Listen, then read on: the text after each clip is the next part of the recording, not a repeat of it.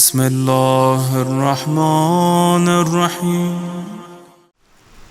5 قسمیں ہیں، 5 قسموں میں 14 کی قسم کھائی گئی ہے، اور کہا ہے کہ 3 کو جو اقتدار ملا ہے، عاد و سمود و فرعون کو، ان پر خدا کا غضب ہے۔ 5 کی قسم، 14 کی قسم، اور ان 3 پر عاد و سمود اور فرعون پر خدا کی لعنت ہے۔ جو بھی ظالم ہوگا اس پر خدا کی لعنت ہوگی، ظالمین پر خدا کی لعنت ہے۔ اور ان ربک لبالمرصاد، تیرا رب، یہ بھی آیت نمبر 14 ہے، تیرا رب ان ظالموں کی تاک میں ہے۔ وَأَمَّا الْإِنسَانَ، آج پھر ہم سے خطاب ہے۔ ابھی تک تو معصومین کی قسم کھا کر گزشتہ ظالموں سے براءت کا اظہار کیا گیا تھا، اب انسان کی بات ہے۔ اما الانسان، کون ہے انسان؟ اس میں ہم بھی شامل ہیں، ہم شامل ہیں۔ ہم سے یہ خطاب ہو بھی سکتا ہے اور نہیں بھی ہو سکتا۔ ذرا سنیے آیت، دیکھیں ہم سے خطاب ہے یا نہیں۔ اما الانسان اذا ابتلاه ربه، جب اس کا رب اس کی آزمائش کرے، فاکرمه ونعمه، اور اس کو عزت دے اور اس کو نعمت دے، فیقول ربی اکرمن، یہ انسان کہتا ہے کہ میرے رب نے مجھے عزت دی ہے۔ یہاں تک تو واضح ہے نا؟ آپ کو خدا جب عزت دیتا ہے، مال دیتا ہے، آپ کو بنگلہ دیتا ہے، آپ بڑا سا مکان بناتے ہیں، مکان بنا کے اس کے سامنے ایک ٹائل لگا دیتے ہیں، ھذا من فضل ربی، یہ نا، یہ میرے رب کا فضل ہے، میرے رب نے مجھے بہت عزت دی ہے۔ تمہیں عزت دی ہے کیسے پتا چلا؟ اس لیے کہ رب نے مجھے مال دیا ہے، میرے رب نے مجھے اقتدار دے دیا۔ اگر مجھے اقتدار مل گیا تو میں باعزت ہو گیا۔ اب یہ اقتدار اپنے محلے کی بھی اقتدار ہو سکتا ہے، مسجد کی بھی ہو سکتا ہے، اپنے گھر میں بھی ہو سکتا ہے، اپنے شہر کا بھی، اپنے ملک کا، کسی بھی جگہ کا اقتدار اگر مل گیا ہے تو انسان یہ سمجھتا ہے کہ مجھے عزت مل گئی ہے۔ ربی اکرمن، یقول الانسان، انسان کہتا ہے کہ ربی، میرا رب نے مجھے عزت دی ہے۔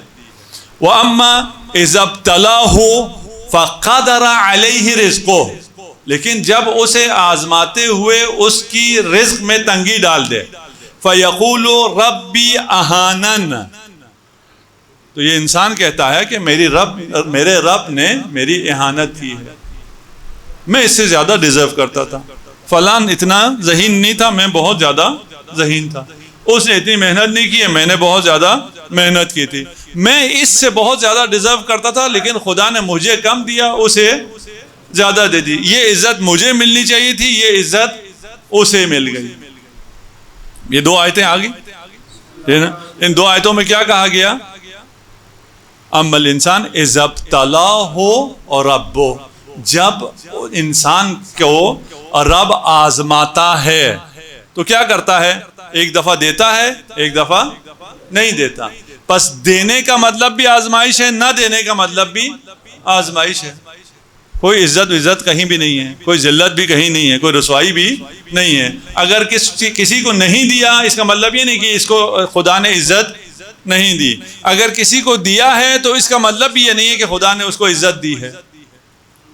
ابھی تک اگر یہاں تک ساتھ آگے ہوں، یہ دینے کا مطلب بھی عزت نہیں ہے، نہ دینے کا مطلب ذلت نہیں ہے۔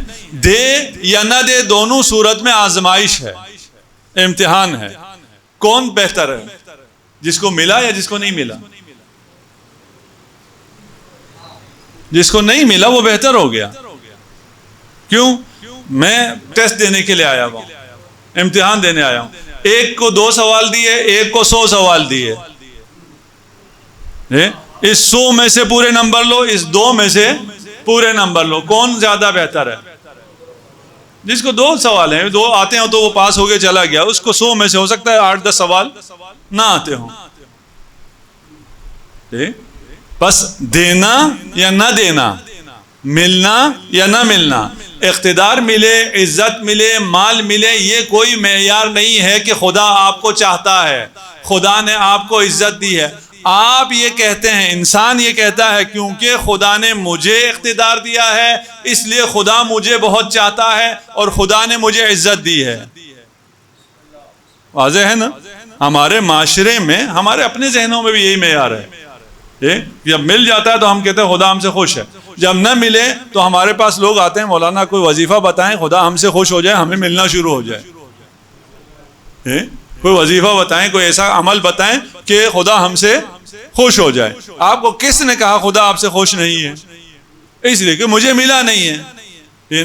خدا آپ سے ہو سکتا ہے خوش ہے، اس لیے آپ کو نہیں دیا، کہ اگر آپ کو دے تو آپ اس آزمائش میں پورا نہیں اتر سکتے. خدا علم غیب ہمیں دے سکتا تھا؟ نہیں دے سکتا تھا؟ دے سکتا تھا. اور اگر خدا علم غیب ہمیں دیتا تو ہم جی ہی نہیں سکتے تھے، کیونکہ ہم اس کے اہل ہے ہی نہیں. یہ معصومین ہیں جنہیں علم غیب ہے. حسین کو معلوم ہے کربلا میری شہادت گاہ ہے، اس کے باوجود شوق سے کربلا جاتے ہیں. اگر ہمیں پتا ہو ہم جائیں گے؟ نہیں. ہماری تو کوئی شادیاں بھی نہیں ہوں گی. اگر پتہ چل جائے جس سے شادی ہو رہی ہے وہ مریض ہو جائے گی، یہ نا، وہ کچھ عرصے بعد مر جائے گا، یہ بچہ جو پیدا ہوا ہے یہ اتنے عرصے بعد مر جائے گا، اس بچے سے پیار کریں گے آپ؟ ہمیں جو اگر علم غیب دے دیا جائے تو ہمارا بالکل ایٹیٹیوڈ ہی تبدیل ہو جائے. کیوں؟ اس لیے کہ ہم اس کے متحمل نہیں ہیں. معصومین اس کے متحمل ہیں، اس لیے ہمیں سمجھ میں نہیں آتا. ہمارے بچے کبھی کبھار سوال کرتے ہیں اگر انہیں پتا تھا تو پھر ایسا کیوں کیا؟ بھائی وہ تم جیسے نہیں ہیں. جس طرح تمہارا دماغ چل رہا ہے کہ اگر تمہارے ساتھ ایسا ہوتا، تمہیں پتا ہوتا تو تم نہ جاتے، تم کہیں چھپ جاتے. معصومین ایسے نہیں ہے. اللہ کی رضا کے لیے جہاں جانے کا حکم ہے وہاں جائیں گے، نتیجے کا علم ہو، کوئی فرق نہیں پڑتا. یہاں تک بات واضح ہے انشاءاللہ. ٹھیک، دیا جائے تو بھی آزمائش، نہ دیا جائے تو بھی آزمائش. عزت اور ذلت کا معیار ہماری زندگیوں کو بدل دینے والی آیات ہیں. آپ کو حقیقی معنی میں حسینی بنانے والی آیات ہیں. آپ کا پورا کانسیپٹ زندگی کے بارے میں یکسر تبدیل کر دینے والی آیات ہیں کہ عزت کہاں ہے اور ذلت کہاں ہے. ملنا عزت ہے، نہ ملنا عزت ہے. کیا ہے؟ ہمارے معیارات تبدیل ہو گئے کہ جسے خدا نے دیا ہوا ہے وہ عزت والا ہے، جسے نہیں دیا ہے وہ عزت والا نہیں ہے خدا کے نزدیک. ایسا ہرگز نہیں ہے. کلا، اگلی آیت، تم سمجھتے ہو کہ تمہیں خدا نے عزت دی ہے، کلا، ہرگز نہیں. تمہیں مال دیا ہے، اقتدار دیا ہے، بڑا گھر دیا ہے، بڑی گاڑی دی ہے، سب کچھ دیا ہے، لیکن خدا نے تمہیں عزت نہیں دی ہے. فلا تکرمون الیتیم، تم عزت دار کیوں نہیں ہو؟ یہ سب تمہارے پاس ہے اس لیے کہ تم یتیم کی عزت نہیں کرتے ہو.